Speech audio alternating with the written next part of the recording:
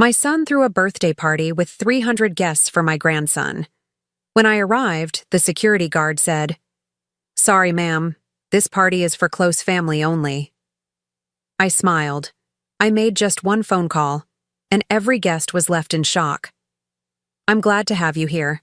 Follow my story until the end and comment the city you're watching from so I can see how far my story has reached." I stood there clutching the small wrapped gift, watching 300 guests stream into the ballroom while a security guard blocked my path like I was some kind of threat. The irony wasn't lost on me. I was being kept out of my own grandson's birthday party. "I'm sorry, ma'am, but this is family only," the guard repeated, his voice professional but firm. His name tag read Marcus, and he avoided my eyes as he spoke. Family only. The word stung deeper than any physical blow could have. I am family. "I'm Cedric's grandmother, for God's sake. I've been in this boy's life since the day he was born 7 years ago. There must be some mistake," I said, trying to keep my voice steady. "I'm Bernice Caldwell. Cedric is my grandson." Marcus shifted uncomfortably, glancing at his clipboard. "I'm sorry, but you're not on the approved list." The instructions were very clear about who could attend. Through the glass doors, I could see the elaborate setup. A massive bounce house shaped like a castle, tables draped in royal blue cloth, balloons everywhere. The whole thing probably cost more than most people's cars. My son Damon had clearly spared no expense for his boy's 7th birthday. "Could you please check with my son? Damon Caldwell? He's the father." "I'll need to verify with Mrs. Caldwell," Marcus said, pulling out his radio. Before he could speak into it, I heard the click of heels on marble. Jovi appeared in the doorway, looking every bit the picture-perfect mother in her designer dress and professionally styled hair. She was only 32, but she carried herself with the confidence of someone who'd never been told no. "Oh, Bernice!" she exclaimed, her voice dripping with false surprise. "What are you doing here?" The question hit me like a slap. What was I doing here? I was here to celebrate my grandson's birthday, just like I had every year since he was born, just like any grandmother would be. "I'm here for Cedric's party," I said, my voice barely above a whisper. "I brought him a gift." Jovi's perfectly painted lips curved into what might have been a smile on someone else's face. On hers, it looked predatory. "Oh, sweetie, didn't Damon tell you? We decided to keep it small this year, just immediate family." I looked past her at the crowd inside. There had to be at least 300 people in that ballroom, co-workers, neighbors, people I'd never even seen before. But apparently, I wasn't immediate family enough. "Jovi, please," I said, hating how my voice cracked. "I just want to see Cedric, to wish him happy birthday. He's so busy with his friends right now," she said, not moving from the doorway. "Maybe next time we can arrange something smaller. More appropriate. More appropriate." The words echoed in my head as I stood there, holding a gift for a child I wasn't allowed to see. This was my grandson we were talking about, the boy I'd babysat countless times when Jovi had her spa days or shopping trips, the child I'd rocked to sleep during his colicky months while she complained about the noise. "Where's Damon?" I asked, looking around desperately. "I need to speak with my son. He's handling the party," Jovi said smoothly. "You know how these things are. So much to coordinate." Through the glass, I caught a glimpse of Cedric in his little suit, laughing as he ran between the tables. He looked so happy, so alive. My chest tightened with a pain I hadn't felt since my husband died 5 years ago, the pain of being utterly alone. "I'll just leave this for him," I said, extending the gift toward Marcus. It was a remote-controlled helicopter, something Cedric had been asking for. I'd saved up for months to buy it. "That's so thoughtful," Jovi said, but she made no move to take it. "I'll make sure he gets it." The dismissal was clear. I wasn't welcome here. In the space of 5 minutes, I'd been reduced from beloved grandmother to unwanted visitor. The woman who'd helped raise this child was now being treated like a stranger. I turned to leave, my legs feeling like lead. Behind me, I heard Jovi's voice, bright and cheerful as she greeted other guests. "Welcome! Come in, come in! Cedric's going to be so excited to see you." The parking lot felt like a desert as I walked to my car. Other guests passed me, dressed in their party finest, chatting excitedly about the celebration I'd just been banned from. A few nodded politely, but most didn't even notice me. I sat in my car for a long moment, staring at the gift in my lap. 7 years old. Cedric was 7 years old, and I was missing his birthday party because his mother had decided I wasn't family enough. But as I sat there, something shifted inside me. The hurt was still there, raw and burning, but underneath it was something else, something harder. Something that had been building for months as I watched Jovi's subtle manipulations, her constant requests, her way of making me feel like I was never quite good enough. I pulled out my phone and scrolled through my contacts until I found the number I was looking for. My finger hovered over it for a moment. Once I made this call, there would be no going back. The phone rang twice before a familiar voice answered. First National Bank. This is Rebecca. How can I help you? Rebecca, this is Bernice Caldwell. I need to speak with you about my daughter-in-law's accounts. The party was still going strong when I hung up the phone 20 minutes later. Through the windows, I could see the celebration continuing, all those guests enjoying themselves while I sat alone in my car, but I wasn't powerless. Not anymore. I started the engine and drove away, leaving the gift on the passenger seat. Cedric would get his present eventually, but first, his mother was going to get exactly what she deserved. Driving home from that humiliating encounter, my mind kept drifting back to how it all started. When had I become the enemy in my own family? When had loving my grandson become such a crime? The answer came to me as I pulled into my driveway. It started the day Jovi realized I had money. 8 years ago, when Damon first brought her home, I thought she was lovely. She was young, vibrant, and my son looked happier than I'd seen him since his college days. She was working as a receptionist at a dental office. Nothing glamorous, but she had dreams. Big dreams. I want to give Damon the life he deserves, she'd told me over coffee during one of our early meetings. He works so hard, and I just want to support him. I'd been charmed by her ambition, her dedication to my son. When they got married 6 months later, I was thrilled. Finally, Damon had found someone who would take care of him the way his father and I had. The first request came during their honeymoon. They were in Bali, and Jovi called me crying. Their rental car had broken down, and they needed money for repairs. $500. Not a fortune, but enough to help them enjoy their trip. I'm so embarrassed to ask, she'd sobbed into the phone. But we spent everything on the wedding, and we just want this time to be perfect. I wired the money without hesitation. What grandmother wouldn't want her son to have a perfect honeymoon? Then came the apartment deposit. Then the furniture for their new place. Then Jovi's student loans that were apparently causing her so much stress that she couldn't sleep at night. It's affecting my health, she'd explained, her hand pressed dramatically to her chest. The doctor says stress can cause fertility problems, and we want to give you grandchildren so badly. That one got me. The promise of grandchildren dangled like a carrot in front of a lonely widow.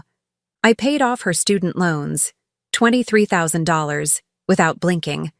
When Cedric was born, I thought the requests would stop. We had our grandchild. The purpose had been fulfilled. But pregnancy had been expensive, Jovi explained. The medical bills were overwhelming, even with insurance. I hate to ask, she'd said, bouncing baby Cedric on her hip, but we're drowning here. The last thing we want is for money stress to affect our son's environment. Another $12,000. For my grandson's well-being, she said. The pattern was so gradual, so carefully orchestrated, that I didn't see it at first. There was always a reason, always a crisis, always something that threatened the happiness of my son and grandson, and I was always the solution. Cedric's daycare was too expensive. Could I help with that? Just temporarily, until Jovi found a better job. 2 years later, I was still paying $800 a month. Their apartment was too small for a growing family. The mortgage company needed a co-signer with better credit. Could I help them get the house they wanted? It was for Cedric, after all. He needed a yard to play in. I co-signed for a house that cost more than I'd ever dreamed of living in. When they struggled with the payments, I covered the difference. When they needed new furniture for the bigger space, I helped. When the roof needed repairs, when the car broke down, when Jovi's mother got sick and needed money for treatment, I was always there. But it wasn't just the money. It was the way she asked for it. The tears, the desperate phone calls. The way she made me feel like I was the only person in the world who could save my family from disaster. "You're such a blessing," she'd tell me, her voice thick with emotion. "I don't know what we'd do without you. Cedric is so lucky to have a grandmother who cares so much." The praise felt good. After years of being alone, of feeling useless in retirement, suddenly I had purpose again. I was needed. I was helping to build a better life for my grandson. But somewhere along the way, the gratitude started to feel hollow. The emergencies became more frequent, more expensive. And Jovi's attitude toward me began to shift. It started with small comments. "You spoil him too much," she'd say when I brought Cedric toys. "We're trying to teach him about earning things."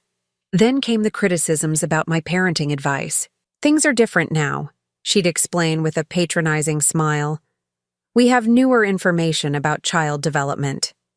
Gradually, my babysitting duties were reduced. "We want to establish better routines," Jovi explained.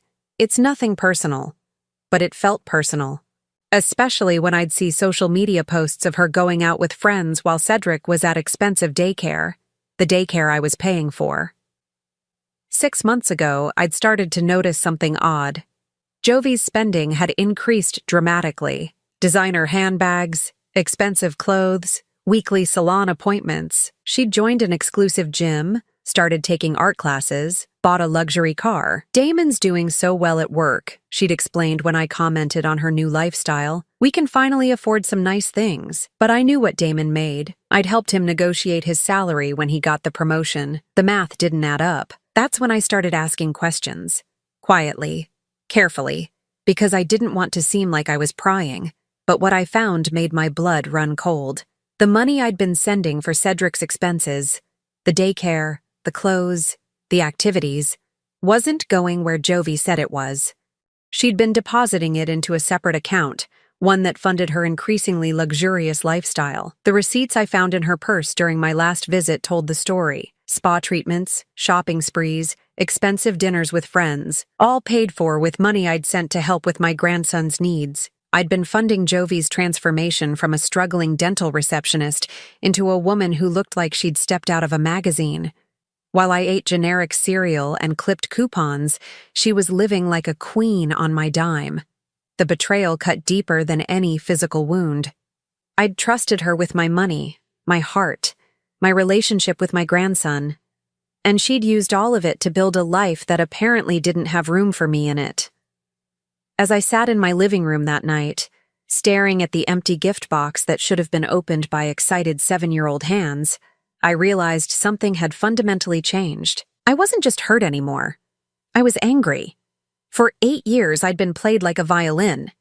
Every tear, every crisis, every desperate phone call had been carefully calculated to extract maximum sympathy and maximum money from a lonely old woman who just wanted to be needed. I opened my laptop and logged into my bank account.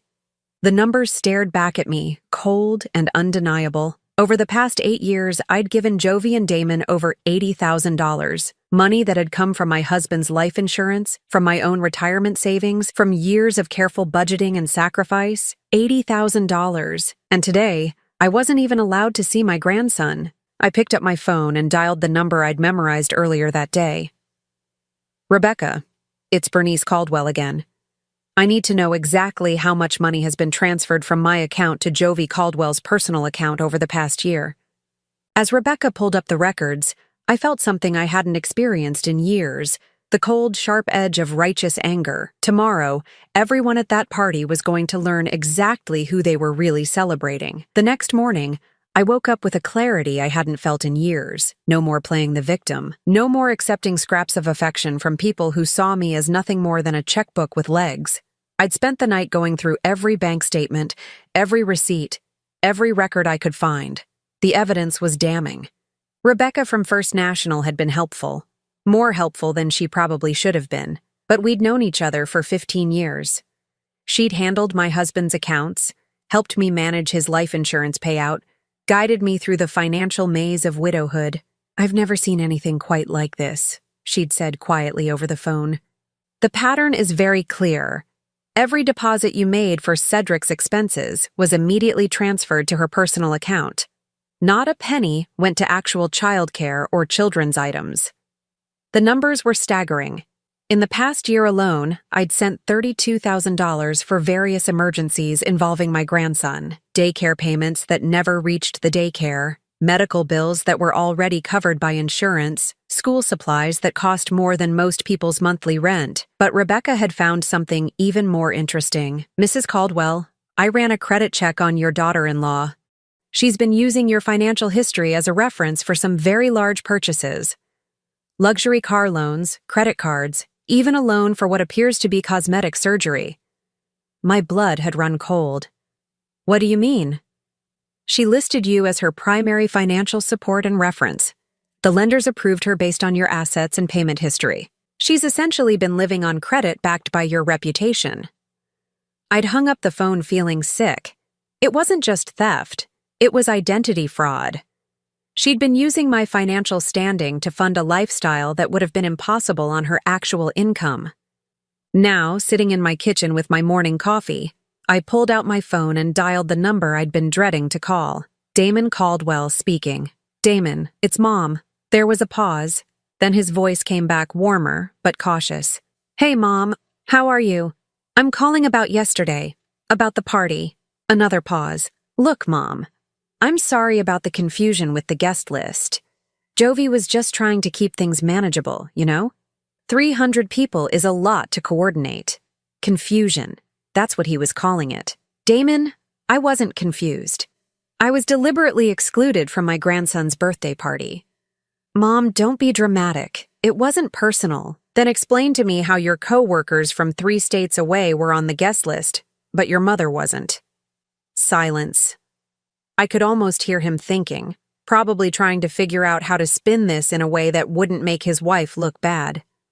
"Jovi thought it would be better to have a separate celebration with you. Something smaller, more intimate." "When? When what? When is this smaller, more intimate celebration supposed to happen?" More silence. We both knew there was no planned celebration. There never had been. "We'll figure something out," he said finally. "Maybe next weekend." "Damon, I need to ask you something, and I need you to be honest with me. How much do you think I've given you and Jovi over the past year?" "Mom, where is this coming from? Just answer the question." "I don't know. A few thousand? You helped with some of Cedric's expenses and we're grateful for that. A few thousand." I looked down at the bank statements spread across my kitchen table. "Damon, I've given you $32,000 in the past 12 months alone." "That's not possible." "It's not only possible, it's documented. Every wire transfer, every check, every deposit. $32,000 for daycare bills that were already paid, medical expenses that were covered by insurance, and school supplies that apparently cost more than most people's cars." "Mom, I think you're confused about—" "I'm not confused." The words came out sharper than I intended. "I'm not confused. I'm not dramatic, and I'm not imagining things. Your wife has been stealing from me for years. Don't talk about Jovi like that." "Like what? Like a thief?" "Because that's what she is, Damon. She's been using money I sent for Cedric to fund her spa treatments, her shopping sprees, her luxury lifestyle. While I've been eating generic cereal and clipping coupons, she's been living like a queen on my dime." "You're being ridiculous." "Am I? When was the last time you saw a receipt for Cedric's daycare? When was the last time you actually paid for his clothes or his activities?" "I'll tell you when. Never. Because I've been paying for all of it, and none of it has been going where you think it has." I heard him take a deep breath. "Even if that's true, and I'm not saying it is, you gave that money voluntarily. Nobody forced you." The casual dismissal hit me like a physical blow. "You're right. Nobody forced me. I gave it because I love my grandson and I wanted to help. But I didn't give it so your wife could get breast implants and drive a BMW. Mom, you're out of line." "No, Damon. I'm finally seeing the line clearly. And your wife crossed it a long time ago." I hung up before he could respond. My hands were shaking, but not from fear, from anger, from the liberating rage of someone who'd finally stopped pretending that being abused was the same as being loved. I looked at the clock. The party would still be going on. All those guests, all that celebration, all that money spent on a child whose grandmother wasn't allowed to attend. I picked up my phone and dialed Rebecca's direct line. Rebecca, it's Bernice Caldwell. I need you to freeze all accounts that have any connection to Jovi Caldwell. Every joint account, every credit line, every loan that uses my financial history as collateral. Are you sure about this, Mrs. Caldwell? This is a pretty drastic step. I'm completely sure. And I need you to flag her accounts for suspicious activity. Large cash withdrawals, unusual spending patterns, anything that might indicate financial fraud. I can do that. What about the accounts she shares with your son? I thought about Damon's casual dismissal, his refusal to even consider that his wife might be lying to him. Those two. If he's not part of the solution, he's part of the problem. This is going to cause some immediate issues for them, Rebecca warned. Credit cards will be declined, loan payments will be flagged, automatic withdrawals will be rejected. Good. Maybe it's time they learn to live within their actual means. After I hung up, I sat in the quiet of my kitchen for a long moment. In the span of 24 hours, I'd gone from being the family's secret ATM to cutting off their financial lifeline completely. There would be consequences. There would be angry phone calls, accusations, probably threats. But for the first time in years, I felt like I was in control of my own life. I picked up my phone one more time and dialed a number I'd memorized from the party invitation. Fairmont Ballroom, this is Jessica. Jessica, this is Bernice Caldwell. I believe there's a party going on in your main ballroom right now. A children's birthday party? Yes, ma'am, the Caldwell party.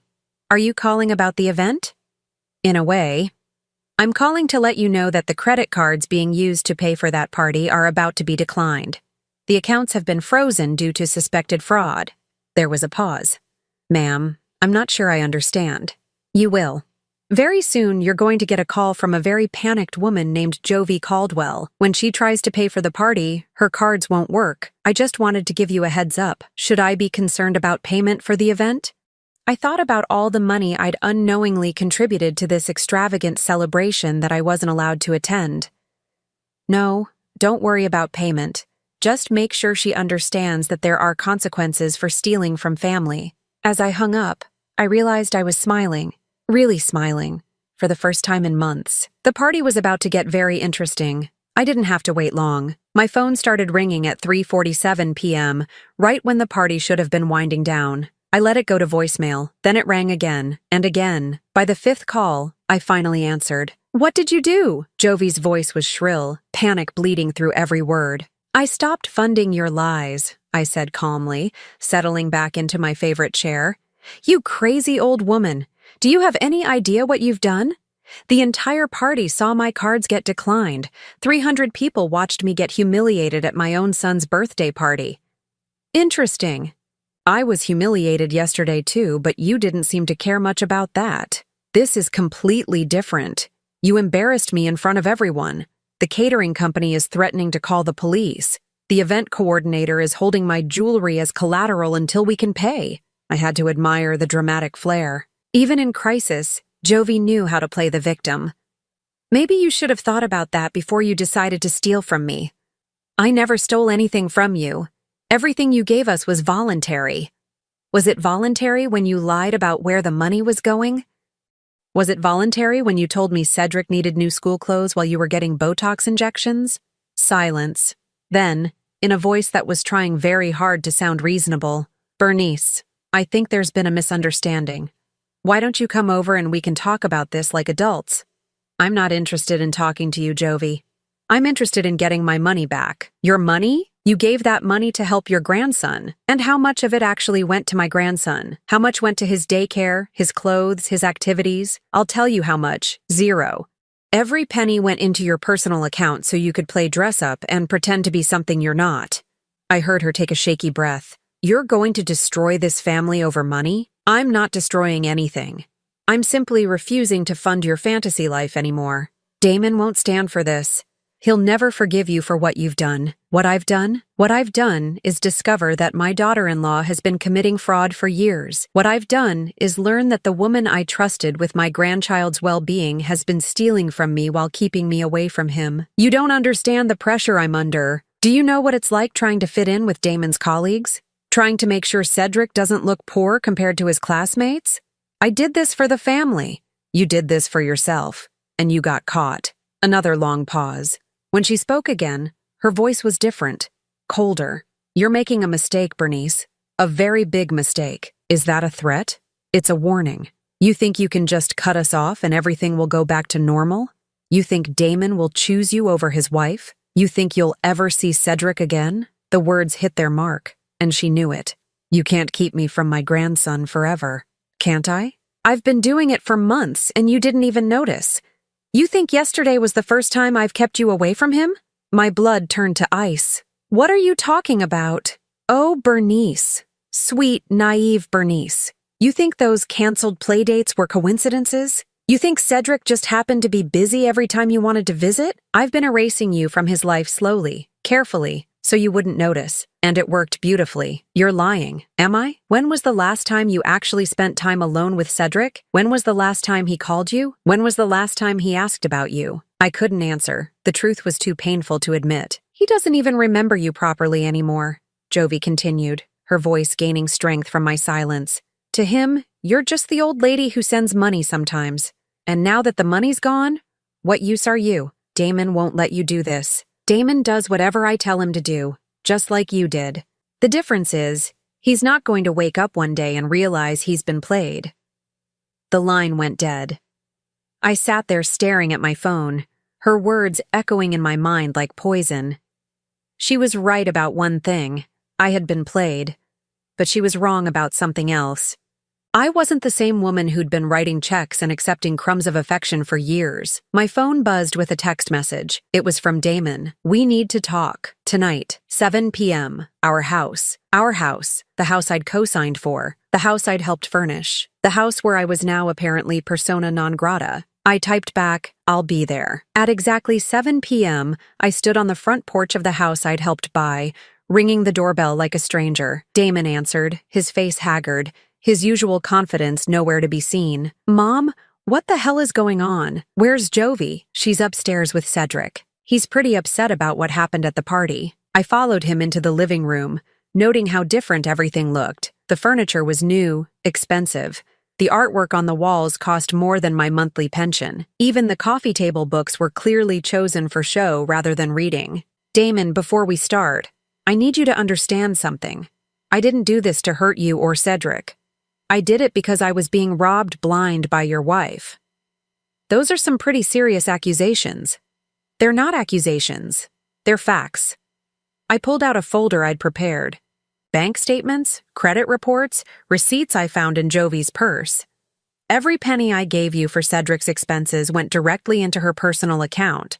Not $1 went to actual childcare or children's items. Damon took the folder reluctantly, his jaw tightening as he flipped through the pages. Even if this is true, Mom, you can't just freeze our accounts without warning. We have bills to pay, responsibilities. You have responsibilities? What about my responsibility to protect myself from fraud? You're being dramatic. Am I? Your wife just threatened to keep me away from my grandson permanently. She told me she's been manipulating his schedule for months to minimize my contact with him. Does that sound like someone who's grateful for my help? For the first time, Damon looked genuinely uncertain. She wouldn't do that. Wouldn't she? When was the last time I babysat Cedric? When was the last time he came to my house? When was the last time we had any kind of relationship that didn't involve me sending money? Damon was quiet for a long moment, the papers scattered across his lap. The party was important to her. She spent months planning it. With my money she told me was for Cedric's needs. She's a good mother. She's a good actress. There's a difference. Footsteps on the stairs interrupted us. Jovi appeared in the doorway, her earlier panic replaced by cold calculation. She'd changed into something more conservative, her makeup toned down. She looked like a concerned mother and wife, not the desperate woman who'd screamed at me on the phone. "Hello, Bernice," she said softly. "I'm glad you came. I think we need to clear the air. I think we need to clear the accounts," I replied. "Starting with you paying back the money you stole. I didn't steal anything. You gave that money freely. I gave it under false pretenses. That's called fraud." Jovi sat down next to Damon, placing a protective hand on his arm. "Bernice, I understand you're upset. But accusing me of fraud is going too far. Is it? Then explain to me how $32,000 in childcare expenses ended up paying for your spa treatments and shopping sprees. I used some of the money for myself, yes, but that's because I needed to maintain a certain appearance for Damon's career. Image matters in his field. Image matters? I laughed bitterly. You mean the image of a woman who can afford luxury cars and designer clothes on a middle manager's salary? I was trying to help the family move up in the world.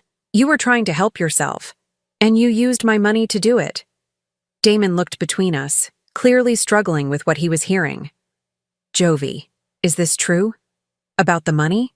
It's more complicated than she's making it sound.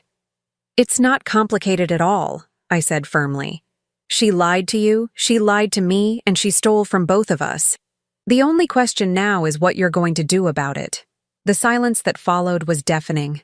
I could see the moment when Damon realized that everything I was saying was true, that his perfect wife had been living a lie funded by his mother's retirement savings. How much? He asked quietly. $87,000 over 8 years, I said, including the money she borrowed against my credit and assets without my knowledge. Jovi shot to her feet. You can't prove any of that. I can prove all of it. The bank has records of everything, including the loan applications where you listed me as your primary financial support. For the first time since I'd known her, Jovi looked truly cornered. The mask was slipping, revealing the desperation underneath. Cedric needs stability, she said, her voice rising. He needs a mother who isn't stressed about money, a family that looks successful. I did this for him. You did this for yourself, I said, standing up. And now it's over. As I walked toward the door, I heard Jovi's voice behind me, shrill and desperate. You'll never see him again. I'll make sure of it. I didn't turn around. We'll see about that. I had one more call to make when I got home. This time, it wasn't to the bank. It was to my lawyer. My lawyer, Patricia Hendricks, had been handling family legal matters for 30 years. She'd helped me with my husband's estate, guided me through the complexities of widowhood, and now she was about to help me reclaim my life from a woman who'd been systematically destroying it. This is extensive, Patricia said, reviewing the documents I'd brought to her office. Financial fraud, identity theft, possible elder abuse charges. Your daughter-in-law has been busy. Can we get my money back? We can try, but more importantly, we can make sure she faces consequences for what she's done. This isn't just about money anymore, Bernice. This is about establishing your rights as a grandmother and protecting you from further exploitation. I'd been thinking about Jovi's threats all night. Her casual admission that she'd been keeping me from Cedric for months. Her promise that I'd never see him again. The cruelty of it was breathtaking. She's threatened to cut off my access to my grandson completely. She can't do that without legal cause. Grandparents have rights, especially when there's evidence of parental misconduct. And trust me, financial fraud qualifies as misconduct. Patricia leaned back in her chair, studying me with shrewd eyes. But I have to ask, Bernice, are you prepared for what this is going to do to your relationship with your son? This won't just affect Jovi. It's going to impact Damon, too. I'd been wrestling with that question all night. Damon had chosen to defend his wife even when faced with evidence of her lies. He'd dismissed my concerns, minimized my pain, and treated me like I was the problem. My relationship with Damon is already damaged, I said quietly. Maybe it's time he learned that enabling his wife's behavior has consequences too. All right then, let's start with a formal demand letter. Full restitution of the fraudulent charges, plus interest and legal fees. If she refuses, we file criminal charges. How long will this take? Depends on how smart she is. If she's smart, she'll settle quickly and quietly. If she's not. Patricia smiled grimly.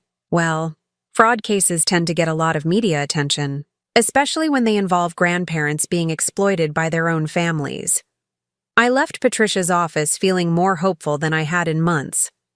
For the first time in years, I had someone in my corner who understood that what had happened to me wasn't just unfortunate. It was criminal. The letter was delivered to Damon and Jovi's house the next morning. By noon, my phone was ringing. Mom, what the hell is this? Damon's voice was strained, exhausted. It's a demand for restitution. Your wife stole from me and I want my money back. She didn't steal anything. You gave that money willingly. I gave it based on lies. That's fraud, Damon. And if you can't see that, then you're part of the problem. You're going to destroy our family over money? I'm not destroying anything. I'm protecting myself from people who see me as nothing more than a source of funding. That's not fair. Jovi loves you. Jovi loves my bank account. There's a difference. I heard muffled voices in the background. Then Jovi's voice came on the line.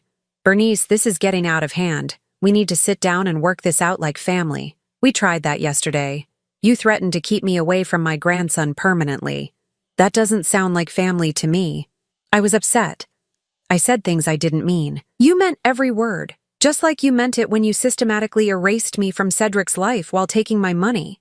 I never tried to keep you away from Cedric. Then explain to me why every playdate got canceled, why every visit got postponed, why I haven't spent time alone with my grandson in 6 months. Silence. Then, in a voice that was trying very hard to sound reasonable, Bernice, I think you're remembering things differently than they happened. Am I? Then let me talk to Cedric, right now. Put him on the phone. He's at school. It's Saturday. Another pause. He's at a friend's house. What friend? You don't know him. I'd like to know him. I'd like to know all of Cedric's friends. I'd like to be part of his life the way grandmothers are supposed to be. You are part of his life. When? When am I part of his life? When I'm writing checks? When I'm solving your financial emergencies? When exactly do I get to be a grandmother instead of a bank? You're being unreasonable. I'm being realistic. And here's some more reality for you. You have 72 hours to respond to my lawyer's letter. If you don't, we file criminal charges. You wouldn't dare. Try me. I hung up and sat in the quiet of my house feeling strangely calm. The die was cast. There was no going back now. The next call came from someone I hadn't expected. Damon's older sister, Michelle. She lived in Portland and rarely got involved in family drama, but apparently this was big enough to get her attention. Bernice, what's going on? Damon called me completely hysterical. Something about lawsuits and money? I explained the situation as calmly as I could, walking her through the evidence, the pattern of lies, the systematic exclusion from my grandson's life. I had no idea it was this bad, Michelle said when I finished. I mean, I knew Jovi was high maintenance, but this. Did you know she was keeping me away from Cedric? I wondered why you never mentioned him in our calls anymore. I thought maybe you were just busy. I thought I was being gradually phased out because I wasn't useful anymore. Turns out I was being gradually phased out while still being useful. What do you need from me? The question surprised me. I'm not sure.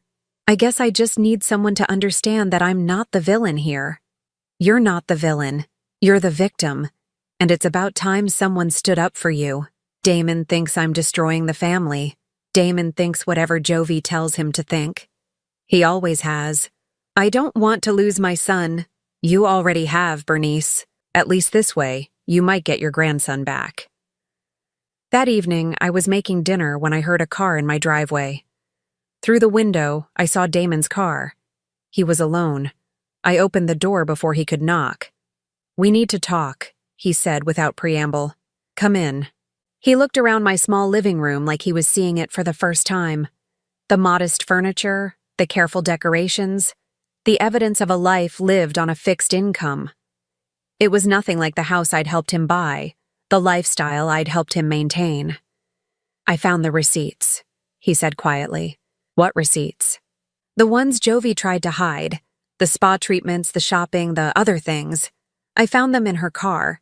I sat down slowly. How much? Thousands. Tens of thousands. All charged to credit cards I didn't know she had. Credit cards backed by my assets. He nodded miserably. She said she was building our credit rating. She said it was temporary. Nothing about Jovi is temporary. She's been planning this for years. I confronted her about the money, about keeping you away from Cedric. She didn't deny it. What did she say? She said you were too controlling, too involved. She said she was protecting our family from your interference. And you believed her? I wanted to believe her. It was easier than admitting that my wife has been lying to me for years. Damon sat down heavily, his head in his hands. I've been such a fool. Yes, you have. But you're not the only one. She fooled me too. What do I do now? You decide what kind of man you want to be. Do you want to be the kind of man who enables his wife's criminal behavior? Or do you want to be the kind of man who protects his family from predators? She's not a predator. She's confused. She's under pressure. She's a predator, Damon. She targeted a lonely widow and systematically exploited her love for her grandson. She didn't do it out of desperation. She did it because she could. The house, the cars, the lifestyle, it's all built on your money. Yes, it is. What happens now? Now you choose. You can keep pretending that what she did was acceptable, or you can help me make sure it never happens again. If I help you, she'll leave me. She'll take Cedric. If you don't help me, you'll lose both of us anyway. The difference is, if you do the right thing, you might earn back some respect from me, and eventually, from your son. Damon was quiet for a long time. Outside, the sun was setting, casting long shadows across my small yard. I need to think about this, he said finally. You have 72 hours. After that, the lawyers take over. He stood up to leave, then turned back. Mom, I'm sorry. I should have seen what was happening. I should have protected you. Yes, you should have. But you didn't. The question is, what are you going to do about it now? After he left, I sat alone in my living room, surrounded by the evidence of a life I'd built slowly, carefully, on my own terms. Tomorrow, I would either get my family back or lose them forever. But either way, I would never again be anyone's victim. 3 months later, I was sitting in my garden watching my grandson play with the remote-controlled helicopter I'd bought him, the same one I'd brought to his birthday party, the party I'd been banned from attending. Grandma Bernice, look how high it goes! Cedric called out, his face bright with excitement. Be careful not to fly it too close to the trees, I called back, smiling at the pure joy on his face. The path to this moment hadn't been easy. After my conversation with Damon, things had gotten worse before they got better. Jovi had fought the restitution demand with every weapon in her arsenal. Tears, threats, manipulation, and finally, desperate legal maneuvering that only made her look more guilty. She'd tried to paint me as a vindictive old woman who couldn't accept that her son had moved on. She'd claimed I was making up the financial abuse, that I was suffering from memory problems, that I was jealous of her relationship with Damon. But Patricia had been right. The evidence was overwhelming. Bank records don't lie, and credit applications don't fabricate themselves. When faced with the possibility of criminal charges, Jovi had finally agreed to settle. The settlement had been comprehensive, full restitution of the $87,000, plus interest and legal fees, dissolution of all financial ties between us, and most importantly, a legally binding agreement that guaranteed my access to Cedric. But the real victory hadn't been financial. It had been watching Damon finally see his wife for what she truly was. The divorce had been finalized last month. Jovi had fought for custody, but her financial crimes had made her case impossible to win. She'd been granted supervised visitation and ordered to pay child support, a delicious irony, considering she'd never financially supported anyone in her life. She's moved back to her mother's house in Ohio, Damon had told me during one of our weekly dinners. She's working at a call center and living in a studio apartment. Apparently, reality is quite different from the fantasy she created with your money. I'd felt a moment of pity for her, but only a moment. She'd made her choices, and now she was living with the consequences. How's Cedric handling it? Better than I expected. He misses her, but he's also happier, less anxious. It's like he can finally relax. I'd understood what he meant. Children sense tension, even when adults think they're hiding it. Cedric had been living in a house built on lies, funded by stolen money, maintained by manipulation. Now he was living in a smaller house, with fewer luxuries, but with honesty. Grandma, can we make cookies now? Cedric asked, running over to where I sat on the porch swing. Of course, sweetie. What kind do you want to make? Chocolate chip, with extra chips. I laughed, remembering all the times Jovi had criticized my unhealthy treats. All the times she'd claimed I was undermining their parenting with my indulgences. Now I could spoil my grandson properly, the way grandmothers are supposed to. In the kitchen, as we measured flour and sugar, Cedric chatted about school, his friends, his plans for the summer. He was different now, more open, more trusting. The careful reserve he'd developed over the past year was gone. Grandma, can I ask you something? Of course, honey. Why did Mommy go away? I paused, considering my words carefully. Damon and I had agreed to keep the explanations age-appropriate, to protect Cedric from the uglier details of his mother's behavior. Sometimes grown-ups make mistakes, sweetheart. Your mommy made some mistakes that hurt people, and she has to face the consequences. Did she hurt you? Yes, she did. But that's not your fault, and it doesn't change how much I love you. I'm glad you're here more now. Me too, baby. Me too. That evening, after Damon picked up Cedric, I sat on my porch with a glass of wine, watching the sunset paint the sky in shades of gold and pink. My phone buzzed with a text from Michelle. Saw the pictures of you and Cedric baking. You both look so happy. I'm proud of you for fighting for him. I smiled, typing back, best decision I ever made. It was true. Standing up to Jovi had been terrifying, but it had given me back my life. I was no longer defined by how much money I could provide or how many problems I could solve. I was valued for who I was, a grandmother who loved her grandson, a mother who deserved respect, a woman who wouldn't be taken advantage of anymore. The financial settlement had allowed me to rebuild my retirement savings, but more importantly, it had taught me something about my own worth. I wasn't just a source of funding for other people's dreams. I was a person with my own needs, my own boundaries, my own right to be treated with dignity. Damon and I were still rebuilding our relationship. The process was slow, sometimes painful, but it was honest in a way it hadn't been for years. He'd had to confront his own role in enabling Jovi's behavior, his own willingness to look the other way when it benefited him. I keep thinking about all the signs I ignored, he'd told me during one of our conversations. The way she always had explanations for everything, the way she made you feel guilty for questioning her. I should have seen it. She was very good at what she did, I'd replied. She made it easy for us to believe what we wanted to believe. But you figured it out. You stood up to her. I got tired of being treated like a checkbook instead of a person. It took me too long, but I finally got tired of it. Now, 3 months later, I was planning a real birthday party for Cedric's 8th birthday. Nothing as elaborate as the 300-guest extravaganza that had started this whole mess, but something warm and genuine. A backyard barbecue with his friends from school, homemade decorations, and a grandmother who was actually invited to attend. I want to help plan it, Damon had said when I mentioned the party. I want to do it right this time. What do you mean? I want to plan a party that's actually about celebrating Cedric, not about showing off or impressing people. I want to plan a party where everyone who loves him is welcome. I'd smiled at that. That sounds perfect. As I finished my wine and prepared to go inside, I thought about the woman I'd been a year ago. Lonely, manipulated, desperately grateful for any scraps of affection from a family that saw her as useful but not valuable. That woman was gone, replaced by someone who knew her worth and demanded to be treated accordingly. My phone rang, interrupting my thoughts. The caller ID showed a number I didn't recognize. Hello? Is this Bernice Caldwell? The voice was young, female, nervous. Yes. Who is this? My name is Sarah Martinez. I got your number from a mutual friend.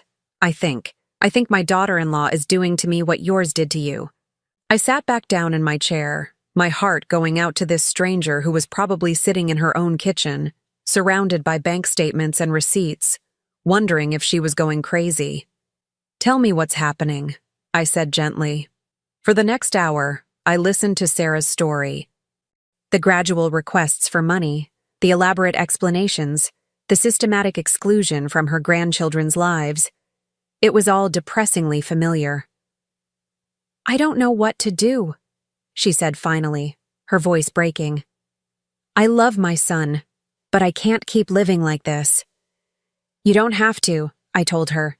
You have options. You have rights. And you have more power than you think. How do I even start? You start by documenting everything. Every transaction, every request, every excuse. Then you call a lawyer. I'm scared. I was scared too. But you know what I was more scared of? Living the rest of my life as someone's victim. We talked for another 30 minutes, and by the end of the conversation, Sarah sounded stronger, more determined. I gave her Patricia's number and made her promise to call first thing Monday morning. After I hung up, I realized something had shifted inside me. I wasn't just someone who'd survived being exploited by a manipulative family member. I was someone who could help others survive it too.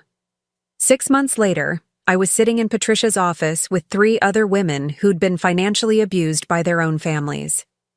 We'd formed an informal support group, sharing resources and strategies for dealing with the legal and emotional aftermath of familial financial fraud. "The hardest part," said Margaret, whose son-in-law had been stealing from her for 5 years, "is accepting that people you love can see you as nothing more than a source of money. But the most empowering part," added Ruth, whose daughter had been forging her signature on checks, "is realizing that you don't have to accept it." I nodded, thinking about how far I'd come from that humiliating day outside Cedric's birthday party.